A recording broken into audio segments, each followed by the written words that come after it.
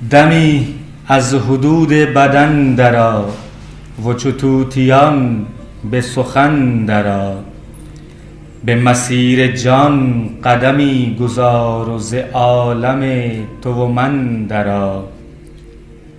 به مکاشفات هواللهی بده دل به باده آگهی. منشین به ماتم کوتهی و چو لاله ها به چمن درآ. همه دل به کف همه جان به لب پی دیدنش عجم و عرب. سرنامۂ حمد خدائے کریم کہ ہے پروردگار غفور الرحیم. کبھی ناتوانوں کو بخشے وہ زور، سلیما کو گاہے کرے مثل مور. جنوتے و انسان حور و پری، ماہ و مہر زہرا و مشتری. کیے اس نے قدرت سے پیدا تمام، نہاتے ہوئے وہ ہویدا تمام. کیا اس نے پیدا یہ بالا و پست، زبردست دنیا میں اور زیر دست. بلند اس نے چرخے بری کو کیا، فراخ اس نے یکسر زمیں کو کیا. عجب اس کی قدرت عجب شان ہے، عیاں اس پہ راز پنہان ہے. جہاں داد ہے پاک پروردگار، پرستار اس کے ہیں سب تاجدار. خداوند کون و مکاں ہے وہی، نگہدار خلق جہاں ہے وہی. شاہنامہ فردوسی کے ابتدائیہ مناجات بارگاہ حق سبحانہ تعالیٰ کے ساتھ میں ہوں صدف فاروقی، ایک بار پھر آپ کے ساتھ محو سفر. جیسا کہ میں نے شاہنامہ فردوسی کی پہلی پوڈ کاسٹ یعنی کہ انٹروڈکشن میں آپ سے ذکر کیا تھا کہ ہم شاہنامے کے مشہور کرداروں کی داستانیں سنیں گے، یعنی رستم و سہراب کے قصے، بادشاہ ضحاک اور جمشید کی داستانیں. تو آئیے شاہنامے کی اہم داستان ضحاک سے ہم آج کی کہانی کا آغاز کرتے ہیں. جیسا کہ ہم نے ذکر کیا تھا کہ شاہنامہ فردوسی پرشین میں لکھا گیا، یعنی کہ فارسی زبان میں، اور اس میں کافی لفظ ایسے ہیں جو کہ عام فہم نہیں ہے. اس وجہ سے پہلے ہم داستان ضحاک اردو میں سنیں گے اور پھر اس کا شعری ترجمہ. فردوسی نے کس خوبصورتی سے ہر داستان کو اشعار کی صورت میں قلم بند کیا. کئی ہزار برس پہلے ایران میں ایک بادشاہ گزرا جس کا نام تھا ضحاک. شروع میں تو وہ ایک نرم دل اور انصاف پسند بادشاہ تھا، لیکن اچانک ایک ایسی بات ہوئی جس نے اس کے مزاج کو بالکل بدل ڈالا، اور بجائے ایک نیک اور انصاف پسند بادشاہ کہلانے کے وہ تمام دنیا میں ظالم اور بے رحم مشہور ہو گیا. ایک دن کا ذکر ہے کہ ضحاک اپنے خاص کمرے میں اکیلا بیٹھا ہوا سلطنت کے ضروری کاغذات دیکھ رہا تھا کہ اچانک دروازہ اپنے آپ کھلا اور ایک شخص ظاہر ہوا جو شکل و صورت سے تو بہت ہوشیار اور عقل مند لیکن پراسرار معلوم ہوتا تھا. یہ شیطان تھا جو ضحاک کو بہکانے آیا تھا. ضحاک کو کیا معلوم تھا کہ وہ شیطان ہے. وہ اس سے بہت متاثر ہوا اور اس کو اپنا دوست سمجھنے لگا. دھیرے دھیرے شیطان نے ضحاک کا دل جیت لیا، یہاں تک کہ ضحاک اس کی ہر بات ماننے لگا. کہ شیطان کے کہنے پر ضحاک نے اپنے بوڑھے اور نیک دل باپ کو جان سے مروا دیا. ملک کے عوام جو ضحاک کو ایک نیک دل بادشاہ سمجھتے تھے، شیطان سے نفرت کرنے لگے، کیونکہ وہ سمجھ گئے تھے کہ شیطان ہی نے ضحاک کو گمراہ کیا ہے. جب شیطان کی مخالفت بہت بڑھ گئی تو وہ ایک دن چپکے سے غائب ہو گیا. کچھ دن غائب رہنے کے بعد جب شیطان نے سوچا کہ لوگ پرانی باتیں بھول گئے ہوں گے تو اس نے ایک نئی چال چلی۔ داستان کے اس پہلے حصے کو فردوسی نے کس خوبصورتی سے فارسی میں قلم بند کیا۔ ہم اس حصے کا شاعرانہ ترجمہ سنتے ہیں اردو میں۔ لکھوں آگے ضحاک کی داستاں، کروں اس کی اب سلطنت کا بیاں، کہ تھا تازیاں میں وہ فرما روا، رعیت نوازی میں مشغول تھا۔ شب و روز ان چار پایوں کا شیر، غریبوں کو دیتا شے بے نظیر۔ بسر ایک تھا اس کا ضحاک نام، جوانو دلیرو بلند احتشام۔ رکھے اسم تازی تھا وہ 10,000، بڑا جاہ تھا اور بڑا اقتدار۔ حضور اس کے ابلیس نارستگو، ہوا حاضر ایک دن بشکل نکو۔ گزارش کی تلقین کی آن کر، کہ دلچسپ اور ہنر سر بسر۔ دیے تھا فریب اس میں یکسر بھرا، ہزا سے سخن کوئی خالی نہ تھا۔ نرا تھا ضحاک جو عقل سے، ہوا خرم و شاد اس نقل سے۔ لگا کہنے ابلیس سے اور بھی، بیاں کر لطیفہ بلطف و خوشی۔ وہ بولا کہ اے شاہ فرخ نہاد، سخن خوب تر ایسے ہیں مجھ کو یاد۔ لیکن میں کہتا ہوں اس شرط سے، کہ گر عہد اور قول دے تو مجھے، کہ جو کچھ کہوں میں کرے تو وہی، کسی سے نہ یہ راز کھولے کبھی۔ قسم کھا کے ضحاک نے بس شتاب، دیا اس کو گفتار کا یہ جواب۔ ہوا جب کہ آپس میں عہد استوار، یہ ابلیس بولا کہ اے نامدار، جو سرناز نازی ہے تیرا پدر، تو اس کو شتابی کہیں قتل کر۔ کہ تو ہے جواں اور تیرا باپ پیر، کہ تجھ کو ہے زیبا یہ تاج و سریر۔ یہ سن کر ہوا دل کو ایک اس کے درد، لگا کہنے اس سے کہ اے نیک مرد، یہ گفتار تو ناپسندیدہ ہے، نہ میزان و دانش میں سنجیدہ ہے۔ رہے دین و دانش سے جو دور ہو، وہ رستہ کب مجھ کو منظور ہو۔ کہی شاہزادے نے یہ بات جب، یہ بولا وہ ابلیس ناپاک تب۔ گر اس کام سے تو کرے درگزر، پھرے عہد سے اپنے اے نامور۔ رہے تیری گردن پہ سوگند بند، تو ہو خوار اور تجھ کو پہنچے گزند۔ نہ خونے پدر اس کو منظور تھا، لیکن وہ ناچار و مجبور تھا۔ یہ پوچھا کہ کیسے کرے وہ ہلاک، بتا کوئی تدبیر بے خوف و باک۔ لگا کہنے پھر وہ کہ اے نامدار، یہ کچھ کام مشکل نہیں زینہار۔ کنواں ایک اس شاہ کی راہ میں، کرو کند تازہ گرے چاہ میں۔ مکان ایک بیرون دولت سرا، شہ نامور نے لیا تھا بنا۔ وہ شہ اس مقام بے روئے طرب، عبادت کو جاتا تھا ہنگام شب۔ ستمگار ناپاک نے ایک چاہ، کیا کندہ وہیں سرے راہ شاہ۔ کیا اس کو خشپوش پھر سر بسر، شہ نامور کو نہ تھی کچھ خبر۔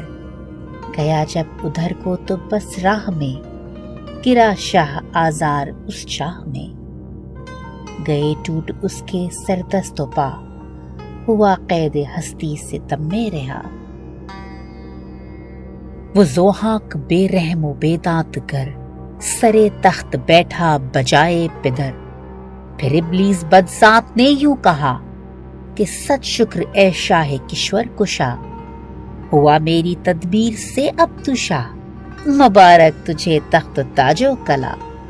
میری دانش و عقل و تدبیر پر، عمل تو کرے ہر شب و روز گر۔ تو ہو بادشاہ ہفت اقلیم کا، خداوند ہو تخت پہم کا۔ جیسا کہ ہم نے پہلے حصے میں ذکر کیا کہ کچھ دنوں شیطان غائب رہنے کے بعد واپس آ گیا۔ اس نے سوچا کہ لوگ پرانی باتیں بھول گئے ہوں گے، تو اس نے ایک نئی چال چلی۔ وہ ایک باورچی کے روپ میں ضحاک کی خدمت میں حاضر ہوا۔ بھرے دربار میں اس نے کچھ اس طرح باتیں بنائی کہ ضحاک بہت متاثر ہوا اور اس نے شیطان کو اپنا خاص باورچی مقرر کر لیا۔ شیطان نے ضحاک کو اتنے عمدہ کھانے کھلائے کہ ضحاک اس کا گرویدہ ہو گیا اور ایک دم اس کے بغیر چین نہ لیا۔ ایک دن موقع پا کر شیطان نے ضحاک سے عرض کیا، عالی جاں، آپ مجھ سے اتنی محبت فرماتے ہیں اور مجھے بھی آپ سے بے انتہا عقیدت اور محبت ہو گئی ہے۔ اگر آپ اپنے کاندھوں پر سے اپنی قبا ہٹا لیں تو میں آپ کے کاندھوں کو عقیدت اور احترام سے بوسہ دوں اور دین و دنیا کی فلاح پاؤں۔ ضحاک تو اس کے پھندے میں آ ہی چکا تھا، اس لیے وہ بے سوچے سمجھے تیار ہو گیا۔ شیطان نے اس کے دونوں کاندھوں کو بوسہ دیا اور پھر فوراً ہی غائب ہو گیا۔ لیکن جس جگہ شیطان نے بوسہ دیا تھا وہاں تو پھنکارتے ہوئے ناگ بل کھا رہے تھے۔ اب تو ضحاک حواس باختہ ہو گیا اور اس قدر گھبرا گیا کہ اس نے اس کے غائب ہو جانے کا خیال بھی نہ کیا اور جا کر اپنے محل کے ایک دور دراز کمرے میں چھپ گیا اور حکم دے دیا کہ میرے سامنے کوئی نہ آئے۔ دونوں سانپ ہر دم اس کے منہ پر پھنکاڑے کھڑے رہتے اور ایسا لگتا کہ جیسے اب ڈس ہی لیں گے۔ ضحاک کا کھانا پینا سونا جاگنا سب حرام ہو گیا۔ اس کی سمجھ میں نہ آتا تھا کہ وہ کیا کرے۔ اس نے حکیموں اور سانپ مارنے والوں کو بلا کر ان سانپوں کو مروانے کی کوشش بھی کی، لیکن جیسے ہی وہ سانپ مارے جاتے ان کی جگہ دوسرے پیدا ہو جاتے۔ جب ضحاک علاج سے بالکل مایوس ہو گیا اور اسے یقین ہو گیا کہ اسے اب ان سانپوں سے موت کے بعد ہی نجات ملے گی، تو اچانک شیطان اس کے سامنے پھر آ گیا حکیم کی شکل میں اور بولا کہ میں تم کو ٹھیک کر سکتا ہوں، بشرط یہ کہ تم میرے کہنے پر عمل کرو۔ اندھا کیا چاہے دو آنکھیں۔ ضحاک اس کی ہر شرط اور ہر بات ماننے کے لیے تیار ہو گیا۔ شیطان نے اس سے کہا کہ ان سانپوں کے آزار سے اسی وقت تمہیں نجات مل سکتی ہے جب انہیں ہر روز انسانوں کا بھیجا کھلایا جائے۔ تمہیں روزانہ 2 آدمیوں کو مروانا ہوگا اور ان کا بھیجا نکلوا کر ان سانپوں کو کھلانا ہوگا، اور جب تک انہیں یہ کھانا ملتا رہے گا وہ چپ چاپ پڑے رہیں گے۔ ضحاک کا دل تو پہلے ہی سخت ہو چکا تھا کیونکہ وہ اپنے باپ کو مروا چکا تھا۔ اپنی ایک جان بچانے کی خاطر وہ سینکڑوں بے گناہوں کا خون کروانے پر راضی ہو گیا۔ پھر کیا تھا، روزانہ 2 بے گناہ پکڑ کر لائے جاتے اور ان کا بھیجا ان سانپوں کو کھلایا جاتا۔ ساری رعایا میں خوف و غصے کی لہر پھیل گئی۔ لیکن بھلا کون تھا جو بادشاہ کے ظلم کے آگے آواز اٹھانے کی ہمت کرتا؟ لوگ بھاگ بھاگ کر دوسرے ملکوں میں پناہ لینے لگے۔ آئیے اب ہم اس حصے کو اشعار کی صورت میں سنتے ہیں۔ نوازش بہت اس پہ مصروف کی، کلید خورش خانہ پھر اس کو دی۔ خوراک و خبر میوائے نانداں، نہ تھی ان دنوں بہر اہل جہاں۔ خورش خانہ خسروے نامور، ملا جب یہ اس کو تو شام و سحر۔ پکانے لگا مغز و خوشتر تمام، مزیدار خوش ذائقہ ہر طعام۔ وہ تیار کر پیش فرما رواں، کبھی مرغ لاتا کبھی چارپا۔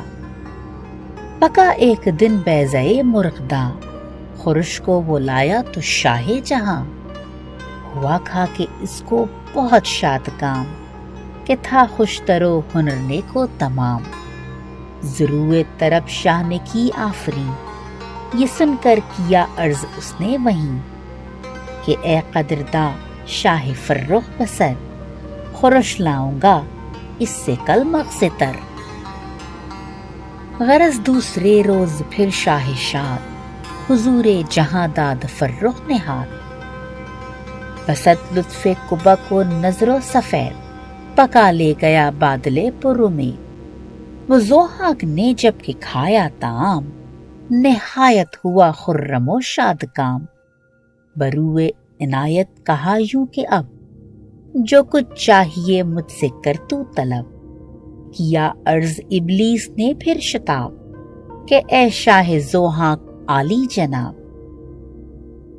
میری آرزو ہے کہ شام و پگاہ، کہ دوں ایک بوسہ سرے کشفشا۔ یہ رتبہ نہیں گرچہ میرے ولی، مگر شاہ کے لطف و عنایات سے۔ براوے میرا مدعا کیا عجب، مجھے کامیابی ہو باعث طرب۔ یہ ضحاک بولا کہ اے نیک خو، تیرے دل کی برلاؤں یہ آرزو۔ نوازش سے تجھ کو کروں ارجمند، کہ ہو نام تیرا جہاں میں بلند۔ یہ کہہ کر دیے کھول کشف اپنے بس، یہی دل میں ابلیس کے تھی ہوس۔ جو کشف اپنے شاہ نے برہنہ کیے، تو شیطان نے اس پہ بوسے دیے جب کہ بوسے سرے کشف شاہ، ہوئے وہیں پیدا دو مارے سیاہ۔ یہ کردار بد کر کے وہ آشکار، نظر سے وہ غائب ہوا نابکار۔ جہاں داد ضحاک حیراں ہوا، بہت اپنے دل میں پشیماں ہوا۔ کیا دانشوروں سے طلب، لگے کرنے تدبیر و تجویز سب۔ پر اس درد کا کچھ نہ پایا علاج، کسی کو بھی اس کا نہ آیا علاج۔ پھر اتنے میں ابلیس پیدا ہوا، بشکل طبیباں ہویدا ہوا۔ وہ آ کر حضور شہ نامدار، لگا کہنے شہ سے کہ اے شہریار، ہوا وہ لکھا جو نصیبوں میں تھا، نہیں دفع ہوتی یہ ہرگز بلا۔ تیری زندگی اب تو دشوار ہے، وہ چارہ سازی سے ناچار ہے۔ ہوا اس کے ضحاک اندوہگی، لگا کرنے فریاد زاری وہیں۔ یہ کہنے لگا پھر بروئے نیاز، کہ اے مرد فرزانہ چارہ ساز، کسی طرح سے چارہ سازی تو کر، شتابی سے عاجز نوازی تو کر۔ کیا شاہ نے جب بہت انکسار، تو بولا وہ پھر یوں کہ اے نامراد، نہیں اس سے چارہ کوئی اور غز، کہ سانپوں کو دے آدمی کا مغز۔ تیری جان کو پھر نہ پہنچے گزن، رہے پھر نہ تو اس قدر درد مند۔ بتایا جو ابلیس نے یہ علاج، لگا کرنے دائم خداوند تاج۔ اسی زمانے میں فریدو نام کا ایک شخص ایران میں پیدا ہوا۔ یہ وہی شخص ہے جس کے بارے میں ضحاک نے خواب دیکھا تھا کہ اس کی تباہی اس کے ہاتھوں لکھی ہے۔ اسی خوف سے اس نے اپنے سپاہیوں کو بھیج کر فریدوں کے باپ کو گرفتار کروا لیا، اور اس کو مروا کر اس کا بھیجا سانپوں کو کھلوا دیا۔ فریدوں جب پیدا ہوا تو اس کی ماں پہاڑوں میں چھپ کر اس کی پرورش کرتی رہی۔ اس بات کی خبر ضحاک کو نہ تھی۔ ایک دن فریدوں نے اپنی ماں سے اپنے خاندانی حالات پوچھے، اور پوچھا کہ ہم لوگ اس طرح پہاڑوں میں کیوں مارے مارے پھرتے ہیں۔ ماں نے پہلے تو ٹالنا چاہا، لیکن جب اس نے بہت ضد کی تو ماں نے ساری بات بتا دی۔ اس نے فریدوں کو بتایا کہ ضحاک سے پہلے جمشید بادشاہ تھا، لیکن ضحاک اس کو ہٹا کر بادشاہ بن بیٹھا، اور پھر اس نے جمشید کو مروا بھی دیا۔ ہم ایرانیوں سے یہ غلطی ہوئی کہ اس وقت ہم ضحاک کے ساتھ ہو گئے تھے۔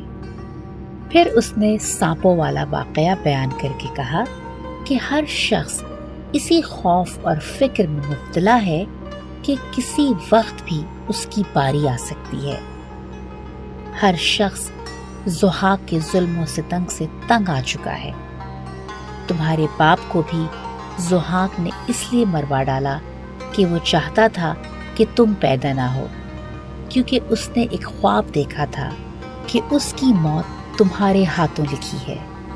وہ تمہاری تلاش میں ہے اور اس نے اپنے تمام ساتھیوں کو تمہیں ڈھونڈ نکالنے کے لیے مقرر کر رکھا ہے۔ یہ حالت سن کر فریدوں کے دل میں انتقام کی آگ بھڑک اٹھی اور اس نے اسی وقت عہد کیا کہ میں اپنے باپ کے قتل اور ضحاک کے ظلم کا بدلہ ضرور لوں گا۔ ادھر ضحاک فریدوں کے خوف سے چین کی نیند نہ سو پا رہا تھا۔ اس نے ایک دن تمام بڑے بڑے پجاریوں کو اکٹھا کیا اور ان سے پوچھا کہ فریدوں کو کس طرح ڈھونڈ نکالا جائے۔ پھر خود ہی اس نے یہ تجویز رکھی کہ اس دشمن سے بچنے کے لیے ہمیں ایک ایسی دستاویز تیار کرنا چاہیے جس میں یہ بیان دیا جائے کہ ضحاک ایک انصاف پسند بادشاہ ہے۔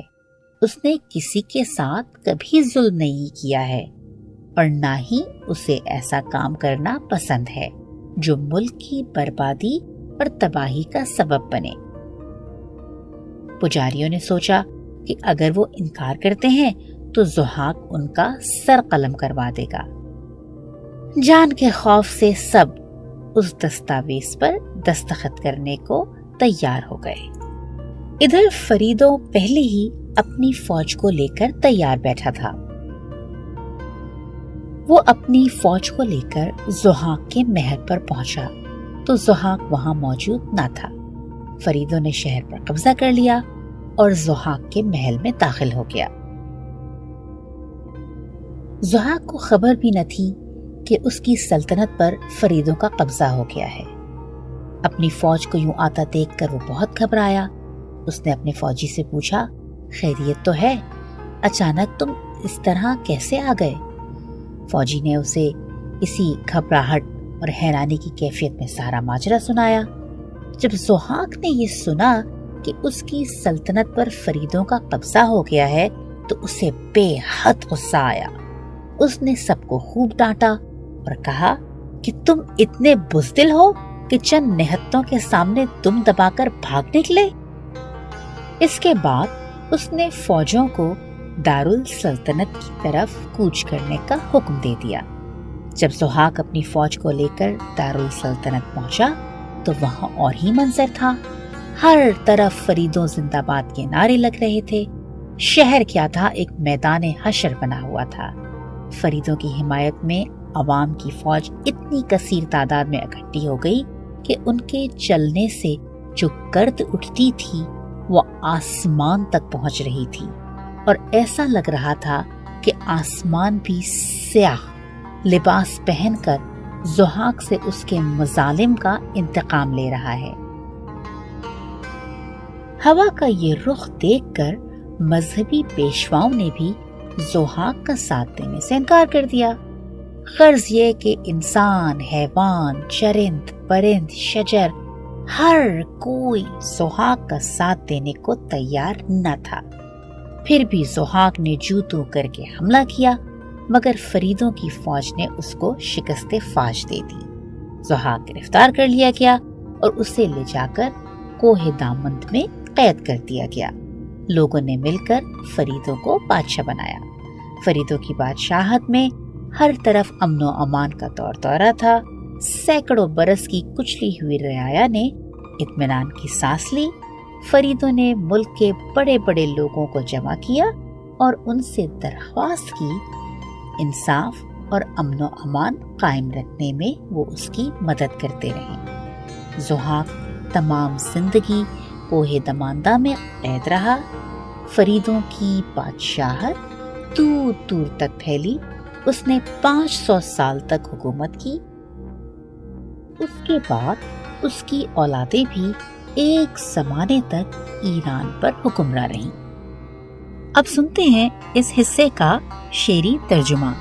فردوسی نے کس خوبصورتی سے اس پوری کہانی کو شعروں میں قلم بند کیا ہے۔ پھر ملک و کشور میں پہنچی خبر کہ ضحاک شہنشاہ تاجور رکھے ہے 2 مرثیہ اپنے پاس، جسے دیکھ اڑتے ہیں ہوش و حواس۔ یہ ہیبت ہوئی شاہ کی دہر میں کہ ڈرنے لگے لوگ پھر شہر میں۔ بیاں کر کے احوال ایراں تمام کیا عرض یوں کہ شہ ذوالکرام، اگر فوج سرکار جاوے ادھر تو ہاتھ آوے وہ ملک بہی زور تر۔ یہ سن کر وہیں لشکرے بے کرا کیا شاہ نے ساتھ ان کے رواں۔ وہ جمشید بہی آ مقابل ہوا ولے کام دل کچھ نہ حاصل ہوا۔ بہت دن رہا شہر رابل میں جم ولے دل کو رہا اس کے آرام کم۔ وہ رہتا شب و روز اندیشہ مند کہ پہنچے مبادا یہاں کچھ گزند۔ کسی نے کہا اے شہ بے نظیر یہ چاہے ہیں ان کے وزیر و امیر کہ تجھ کو پکڑ کے بحالے تباہ روانہ کریں سوئے زوہا کے شاہ۔ نہیں تو وہ لشکر ادھر کھینچ کر کرے گا تباہ ملک کو سر بسر۔ ہوا جب خبردار اس بات کے گریزاں ہوا شاہ جمگھات سے۔